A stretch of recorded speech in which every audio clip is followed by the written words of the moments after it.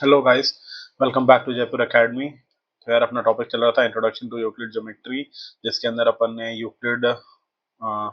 Euclid के axioms की बात करी थी। ठीक है ना, और कुछ ऐसे यूनिवर्सल ट्रुथ्स जिसके अपन ने बात करी थी। इस वाले टॉपिक के अंदर मतलब इस वाले लेक्चर के अंदर अपन बात करेंगे पोस्टुलेट्स की। ठीक है ना, पोस्टुलेट्स होते क्या हैं अपन ने, ये तो अपने को पता है कि पोस्टुलेट्स जो भी एजम्पशंस हैं, मतलब जो भी यूनिवर्सल ट्रुथ्स हैं, वो रिलेटेड टू ज्योमेट्री हैं। ठीक है ना, यानी कि अपन उनका जो यूज करते हैं वो ज्योमेट्री के अंदर करते हैं। ठीक है, तो यार अपन ने डेफिनेशंस अपने को अपन ने एक बार पढ़ ली थी, चलो एक बार रिवाइज भी कर लेते हैं कि हाँ भाई, ये अपन ने कुछ पार्ट्स पढ़े हुए थे 7। ठीक है ना, पॉइंट जिसके कोई भी और पार्ट नहीं हो सकते, that is called a point. ठीक है ना, a line is a breathless length. ठीक है ना, मतलब लाइन की कोई ब्रेथ नहीं होती, सिर्फ एक लेंथ होती है।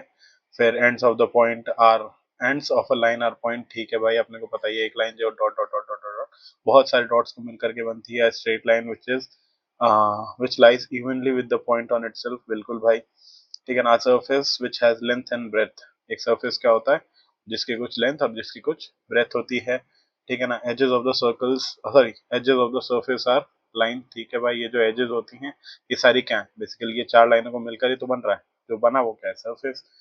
a plane surface which lies evenly with the sorry a plane surface is a surface which lies evenly with the straight lines on itself। ठीक है, ये जो प्लेन होगा, मतलब ये जो प्लेन है बेसिकली, ये क्या है, ये इन वाली लाइंस को कंटेन करता है जो कि एक सरफेस को बना रहे हैं।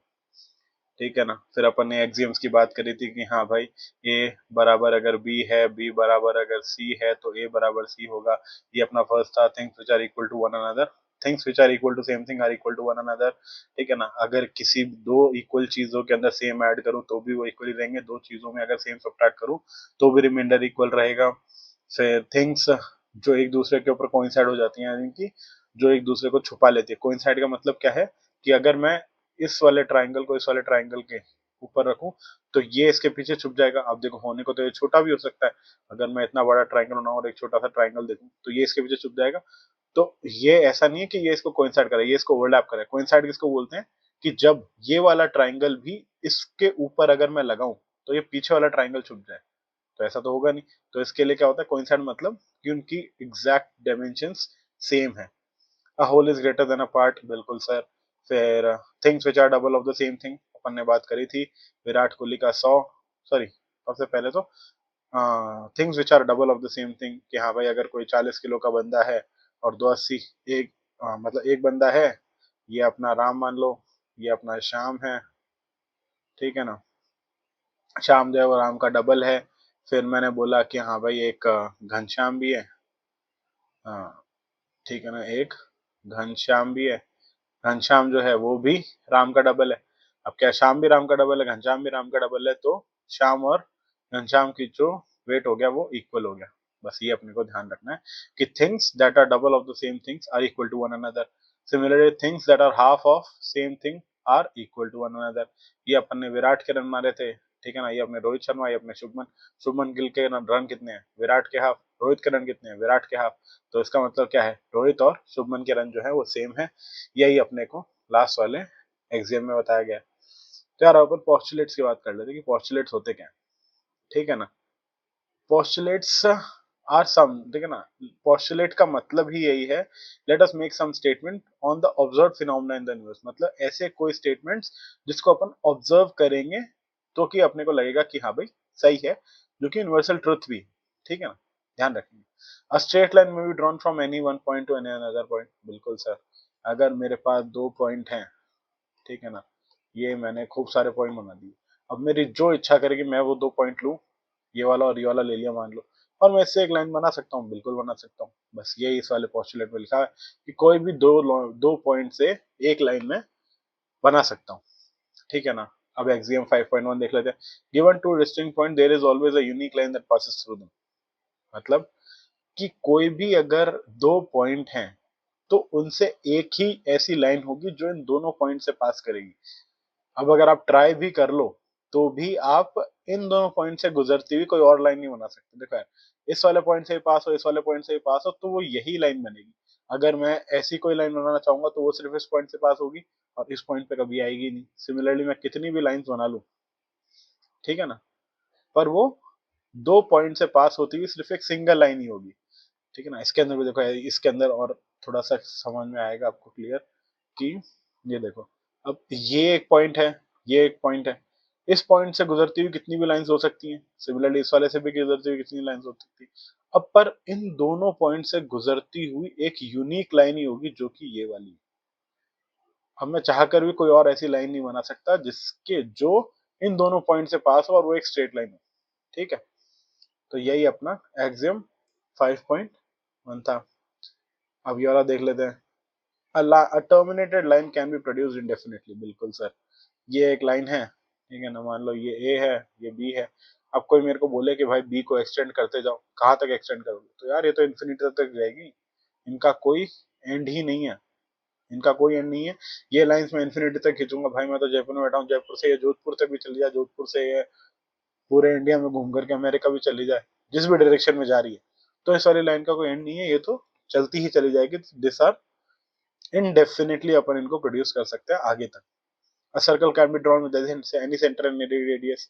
सर क्या पढ़ा रहे हो ये सब, ये तो हमको भी पता है। बिल्कुल सर, मेरे को भी पता है कि आपको पता है, बट क्योंकि ये अपने को यार इस वाले चैप्टर में थोड़ा सा दे रखा है तो अपने को देखना ही है। तो बस अगला पॉस्टुलेट क्या है कि कोई भी सेंटर लूं, जहां मेरी मर्जी करेगी मैं वहां पर एक डॉट बनाऊं, उसको मैंने सेंटर लिया, दूसरा डॉट बनाया, इससे मैंने इसको जोड़ा, ये मैंने रेडियस लिया और मैंने एक सर्कल बना दिया, yellow Y circle, yellow Y circle, ठीक है ना। बस यही है, a circle can be drawn any circle any centre and any radius, all right angles are equal to one another. अरे यार सर पता ही है क्या है, कोई भी दो राइट एंगल है तो क्या 90 डिग्री ही तो है, तो दोनों एंगल अगर 90 डिग्री है तो वो तो इक्वल ही है। बस वही ये लिखा हुआ है थोड़ा सा देखो थ्योरेटिकल है, थोड़ा सा अजीब सा है, बट अपने को यही चीजें है ना, ये जो मतलब लाइंस हैं, ये जो स्टेटमेंट्स हैं, यही अपने को आगे क्वेश्चन सॉल्व करने में हेल्प करेगी। अदरवाइज आप क्वेश्चन के अंदर बहुत कंफ्यूज हो जाओगे कि यार इसमें लिखना क्या है।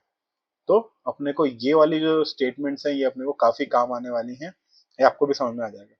पोस्टुलेट 5 देखते हैं। If a straight line following on two straight lines making interior angle on the same side of it taken together. अरे यार सर क्या लिखा हुआ है, छोड़ो, अपन अपने को तो सिंपल भाषा में मैं समझाता हूँ, फिर अपन एक बार डेफिनेशन को देख लेंगे, ठीक है। देखो इसने क्या बोला कि ये दो लाइंस है एल और एम, और जो कि नॉन पैरेलल भी हैं, मतलब अगर पैरेलल होगी तो देखो इनसाइड एंगल वो तो बना ही नहीं पाएंगे, मतलब क्या बोलते हैं, पैरेलल लाइंस होंगी तो वो कहीं पर भी मीट नहीं करेंगी, उसके लिए पॉस्टुलेट नहीं है। ये वो दो डिफरेंट लाइंस हैं, ठीक है ना, जो कि पैरेलल नहीं है। अब इसने क्या बोला कि एल और एम दो डिस्टिंक्ट लाइंस हैं और उनके ऊपर से एक एन लाइन है जो कि इन दोनों को क्रॉस कर रही है, ठीक है ना, इन दोनों को क्रॉस कर रही है। तो ये पॉस्टुलेट क्या कहता है कि ये जो लाइन है, जो सॉरी इस लाइन, ये वाली जो एन जो लाइन है जहां पर ये एल और एम को इंटरसेक्ट कर रही है, जो ये इंटीरियर एंगल्स बना रही है, ठीक है ना। तो इंटीरियर एंगल कौन से हैं, एक तो ये वाले दो इंटीरियर एंगल हैं और एक इधर वाले दो इंटीरियर एंगल हैं, ठीक है ना। तो इन दोनों इंटीरियर एंगल्स का सम कितना होगा, देखो ये दोनों क्या हैं, ऑब्ट्यूज एंगल्स हैं, ठीक है ना, ये दोनों ही ऑब्ट्यूज एंगल्स हैं। तो इसके अंदर अपने को पता है कि हाँ भाई इनका जो एंगल्स का सम आएगा वो 180 से ज्यादा आएगा। क्यों, क्योंकि ये भी 90 से बड़ा है, ये भी 90 से बड़ा है। देखो 90 इसका कहीं यहाँ पर आएगा, 90 इसका कहीं इस वाली लाइन का 90 कैसे आएगा, ये वाला जो एंगल है ये ऑप्टिक है ना, इसका 90 कहीं यहाँ आएगा, ठीक है ना। तो ये दोनों एंगल क्या है, ये दोनों 90 डिग्री से ज्यादा है, तो इसका मतलब ये वाले जो एंगल्स का सम आएगा वो 180 से ज्यादा आएगा। तो अगर मैं यहाँ पर बात करूं तो यहाँ पर क्या होगा, इन दोनों एंगल्स का सम क्या है, लेस देन 180 है। क्यों, क्योंकि भाई दोनों ही एक्यूट एंगल हैं, 90 से छोटे हैं। तो इसने यही बोला है कि जिस तरफ के इंटीरियर एंगल इस तरफ वाले भी है, इस तरफ वाले भी है, इस वाली लाइन के दोनों तरफ इंटीरियर एंगल्स है। इसने बोला वो वाले इंटीरियर एंगल्स जिसका जो सम है वो लेस देन 180 है, उन इंटीरियर एंगल्स का अगर अपन जिस तरफ इंटीरियर एंगल्स ये वाले बन रहे हैं उन वाली लाइन उस तरफ अगर मैं लाइंस को एक्सटेंड करूं तो वो एक टाइम के बाद आके कहीं पर मिलेंगे। समझ में आया। बस यही इसमें दे रखा है कि जिस तरफ वाले जो इंटीरियर एंगल्स हैं जो एन बना रहा है एल और एम के साथ, जिन दोनों इंटीरियर एंगल्स का सम लेस देन 180 है, तो इस तरफ यानी कि इस एन के इस तरफ अगर मैं एल और एम को एक्सटेंड करूं तो वो एक पॉइंट पर जाके मिल जाएंगे। अब अपन एक बार पोस्टुलेट का वो देख लेते हैं। If a straight line following on two straight lines, if a straight line an जो अपन ने मानी है वो एल और एम के ऊपर, ठीक है ना, फॉल कर रही है, makes interior angles on the same side, interior angles on the same side of it taken together less than two right angles. Two right angles कितने होते हैं? 90 और 90 यानी कि 180। तो जो राइट जिस तरफ के जो एंगल्स हैं जो कि less than two right angles है यानी कि लेस देन 180 हैं, then the two straight lines if produced indefinitely, ठीक है ना, जो स्ट्रेट लाइंस थी अपनी एल और एम, अगर मैं उनको उस डायरेक्शन में इनडेफिनेटली एक्सटेंड कर दूं तो they meet on the side which the sum of angles is less than two right angles. तो वो एक साइड जहां जिस साइड के ऊपर लेस देन 180 का सम है वहां पर जाकर के वो इंटरसेक्ट करेंगे। यही अपना पोस्टुलेट 5 है। आई होप आपको समझ में आ गया होगा। अब देखो प्रपोजिशंस और थ्योरम्स क्या होती है। तो देखो थ्योरम अपन ने बात करी थी कि एक्सियम जो होते हैं और जो पोस्टुलेट्स होते हैं ये क्या, ये यूनिवर्सल ट्रूथ है, इनको अपने को कहीं पर प्रूफ करने की जरूरत नहीं है। तो ऐसी स्टेटमेंट्स, ठीक है ना, जिनको प्रूफ करने की जरूरत होती है उनको अपन थ्योरम बोलते हैं। प्रूफ कैसे करेंगे? यूनिवर्सल ट्रूथ से, यानी कि एक्सियम और पोस्टुलेट से अपन उनको यूज करके अपन उन थ्योरम्स को प्रूफ करते हैं। थ्योरम्स है क्या? थ्योरम बेसिकली स्टेटमेंट्स है। Statements that can be proved using Euclid's axiom and postulates are called theorem. बस यही इसका डेफिनेशन था। आई होप अगर आपको कोई थ्योरम का डेफिनेशन पूछ लेगा तो आप समझा पाओगे। अब आते हैं अपन एग्जांपल 1। बहुत देर हो गई सर, कुछ आया ही नहीं करने के लिए। अब अपन आते हैं एग्जांपल 1 के ऊपर। देखो, if A, B, C and are 3 points on the line and B lies between A and C, then prove that A plus B sorry AB plus BC is equals to AC। अब यार sir ये तो देखो अपने को तो दिख ही रहा है कि भाई AB और BC को अगर मैं मिलाऊंगा तो ये बड़ी वाली पूरी की पूरी लाइन AC बन जाएगी। बिल्कुल बन जाएगी। तो अपन इसको प्रूव कैसे करेंगे? तो देखो प्रूव करने के लिए क्या है कि अपन बोलेंगे, अपन लेफ्ट हैंड LHS ले लेते हैं। तो अपन ने क्या बोला कि भाई AB एक स्ट्रेट लाइन है, ठीक है ना, और BC एक स्ट्रेट लाइन है, ठीक है। तो अपन इन दोनों सेगमेंट को जब अपन ऐड करते हैं A B plus B C, तो मैं बोल रहा हूं इस वाले जो पार्ट है, ये पूरा जो पार्ट है, दिस कोइंसाइड्स क्या ए सी, ठीक है। ये क्या है? ये ए बी और बी सी जो पार्ट है ये बेसिकली ए सी को कोइंसाइड कर रहा है। तो इफ अब क्या आ गया? एक्सियम वाला आ गया। अपन देखो एक्सियम की स्टेटमेंट को कैसे यूज करेंगे कि इफ ये axiom number 4, things which coincide with one another are equal to one another, ठीक है। Things which are things which coincide with one another are equal to one another. तो अगर A B plus B C क्या है? A B plus B C क्या है? A C को coincide कर रहा है। A B plus B C A C को कोइंसाइड कर रहा है। तो अगर दो चीजें कोइंसाइड कर रही हैं then they are equal to one another, यानी कि A B plus B C is equal to A C. तो यार देखो अपने को ये मैंने आपको समझाने के लिए बताया, ठीक है ना। इसके जो सोल्यूशन है, मतलब किस तरीके से अपने को एग्जाम में लिखना है, तो मैं इसके लिए आपको नोट शेयर कर दूंगा जिसके अंदर एकदम प्रॉपर्ली तरीके से लिखा हुआ होगा कि आपको एग्जाम में कैसे लिखकर आना है। ये अपन ने अभी समझने के हिसाब से किया है कि अगर अपन को ऐसा क्वेश्चन आ जाएगा तो अपने को उससे डील कैसे करना है, ठीक है ना। सिमिलरली अपन एक क्वेश्चन नंबर एग्जांपल नंबर 2 देख लेते हैं कि prove that an equilateral triangle can be constructed from a given line segment. तो यार ये देखो एक छोटा सा लाइन सेगमेंट अपन ले लेते हैं। ये लो ए और बी, ठीक है। ये और भी मैंने एक लाइन सेगमेंट ले लिया। अब इसने क्या बताया कि इस लाइन सेगमेंट से मैं प्रूव दैट हमें सॉरी हाँ एक इक्विलेटरल ट्रायंगल बन सकता है किसी भी एक लाइन सेगमेंट से। तो देखो अब इक्विलेटरल ट्रायंगल बनाने के लिए अपन क्या करेंगे, अपन कंस्ट्रक्शन करेंगे एक बार, ठीक है ना। कंस्ट्रक्शन कैसा है कि मैं क्या कर रहा हूं, मैं ए को सेंटर मान रहा हूं, ठीक है ना। Axiom number sorry postulate number 4 है शायद, कि हाँ पोस्टुलेट नंबर 4 है 3 ऐसा कुछ है कि कोई भी सेंटर लेकर के और कोई भी रेडियस लेकर के मैं सर्कल तो बना ही सकता हूँ। तो मैं क्या कर रहा हूँ, मैं ए को सेंटर ले रहा हूँ और बी को और ए बी को मैं रेडियस ले रहा हूँ और मैं एक आर्क बना ले रहा हूँ, ठीक है ना, यानी कि हाफ अ सर्कल। तो मान लो ये ऐसा कुछ आ गया। सिमिलरली मैंने बी को सेंटर लिया और मैंने ए से एक आर्क बना दिया। सॉरी गलत बन गया है, राइटिंग काफी खराब है, ठीक है ना। सिमिलरली ए और बी को लेकर के मैंने ये एक वो बना दिया। इसको भी थोड़ा सा ढंग से बनाते हैं, ठीक है। अब मैं क्या कर रहा हूँ, जहां पर ये इंटरसेक्ट कर रहे हैं उस वाले पॉइंट को मैंने बोल दिया सी। अब मैं क्या कर रहा हूँ, मैं एसी को ज्वाइन कर रहा हूँ, इसको चेंज कर लेते हैं इसे, ठीक है। अब मैं एसी को ज्वाइन कर रहा हूँ और सिमिलरली मैंने ऐसे ही बीसी को ज्वाइन कर लिया। तो ये ए बी सी जो है ये अपना एक इक्विलेटरल ट्राइंगल बन गया। कैसे, मतलब अगर अपने को अगर कोई पूछ ले, हाँ भाई अपने को बताना ही तो पड़ेगा क्या भाई आपने तो बता दिया कंस्ट्रक्शन की और ये इक्वल है, तो भाई हम थोड़ा ना मान लेंगे। तो अपन इसको अगर इक्वल प्रूफ इक्विलेटरल अगर अपने को प्रूफ करना है तो देखो इसके अंदर अपन क्या करेंगे कि ए बी जो है वो रेडियस है। अब ए बी को रेडियस मान करके मैंने ये वाला आर्क बनाया था, ठीक है ना। एक बार इस वाले आर्क को आप भूल जाओ, ठीक है। अब ए बी को मैंने बोल करके आर्क बनाया था, तो ए सी क्या है, ए सी भी तो रेडियस ही है। अगर ए बी रेडियस है तो ए सी भी रेडियस है, तो क्या आएगा, रेडियस तो एक ही होता है भाई सर्कल का, तो A B equal to A C equal to radius.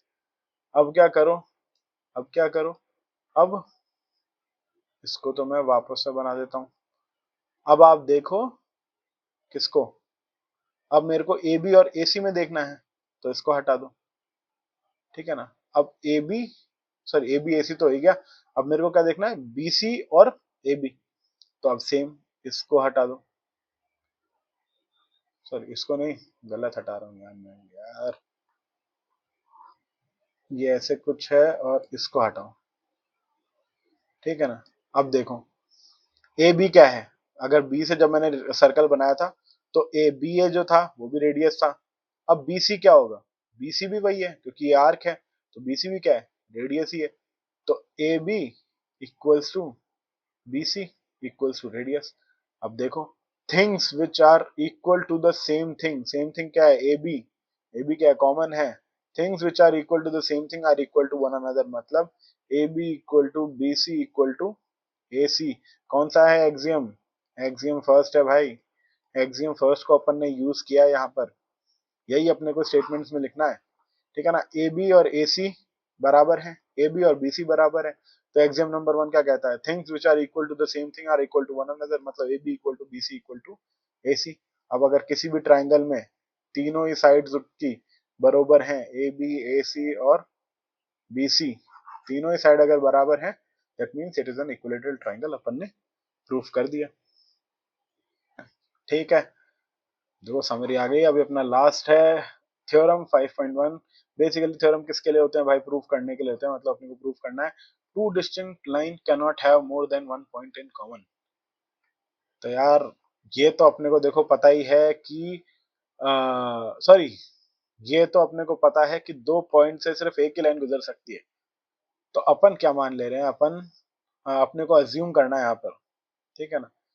इसने क्या बोला कि can not have more than one point in common, तो मैंने मान लिया, लो भाई पी और क्यू ऐसे मैंने दो पॉइंट मान लिए जो कि दोनों लाइंस में कॉमन है, ठीक है ना। इसने बोला कि नहीं होते, तो मैंने बोला ठीक है भाई, मैं तो मान लेता हूँ कि पी और क्यू एल में भी एग्जिस्ट कर रहे हैं और एम में भी एग्जिस्ट कर रहे हैं, ये दोनों डिस्टिंक्ट लाइंस है, ठीक है। पर अपने को एक एक्सोनिम है, कौन सा था, ये देखो ये axiom 5.1, two given two distinct point there is a unique line that passes through them, मतलब कि कोई भी दो पॉइंट से एक यूनिक लाइन ही पास हो सकती है। मतलब क्या हुआ इसका कि P और Q है अगर पॉइंट, तो इन दोनों से एक ही लाइन पास हो सकती है, या तो वो L हो सकती है या तो वो M हो सकती है। तो हो गया ना कॉन्ट्रडिक्ट।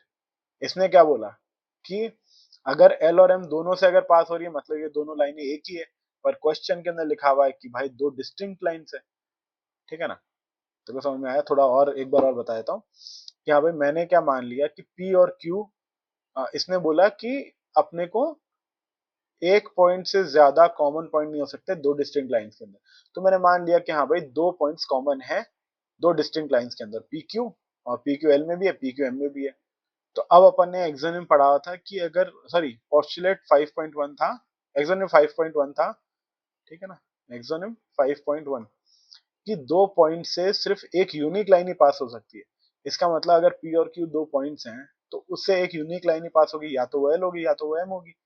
पर अगर पी क्यू से दोनों ही लाइनें पास हो रही हैं, इसका मतलब एल और एम बराबर है और क्वेश्चन में दिया हुआ डिस्टिंक्ट है, तो ये कॉन्ट्रडिक्ट करके देयरफॉर दोनों लाइंस से, मतलब ये दोनों पॉइंट्स दोनों लाइंस के ऊपर नहीं हो सकते।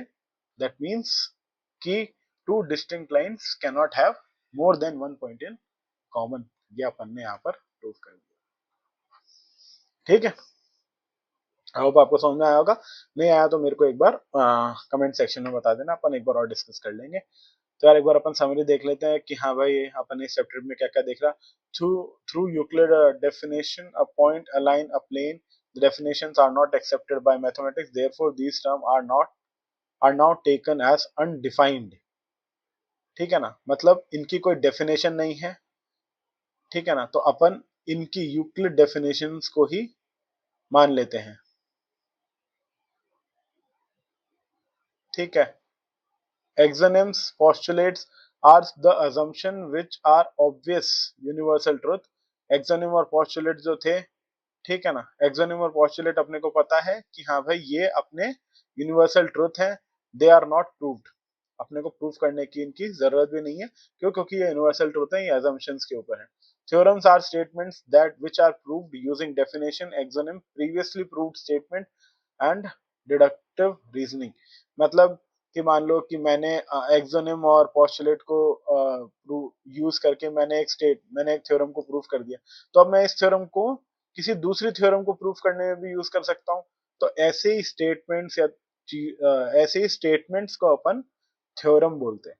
ठीक है, ये मैंने आपको बोला था, इसको अपने को बाय हार्ट याद करना है। ये साथ के साथ जो होते हैं, things which are equal to one another, things which are equal to the same thing are equal to one another. ठीक है ना, ऐसे ये सातों के सातों हैं, ये अपन ने 4 बार पढ़ लिए, आपको बोर नहीं करूंगा, बट हाँ इंपॉर्टेंट है, अपने को लाइन बाय लाइन याद होने चाहिए। यूक्लिड्स के जो पोस्टुलेट थे वो 4 पोस्टुलेट हैं, आई थिंक 5, अच्छा 5वां भी है, वो शायद यहाँ पर आया नहीं है। ठीक है ना, तो इसके 5 पोस्टुलेट्स हैं, ये भी अपन ने कवर कर लिए हैं। तो अगर आपको कहीं पर भी कोई डाउट आए तो जरूर मेरे को कमेंट सेक्शन में जरूर बताना। ठीक है ना, और चैनल पर नए हो तो सब्सक्राइब करना, और नेक्स्ट सेशन में मिलते हैं जहां पर अपन एक बार इसकी जो एनसीईआरटी है उसके क्वेश्चंस को देखेंगे, एनसीईआरटी के क्वेश्चंस को अपन देखेंगे। ठीक है ना, तब तक के लिए टाटा।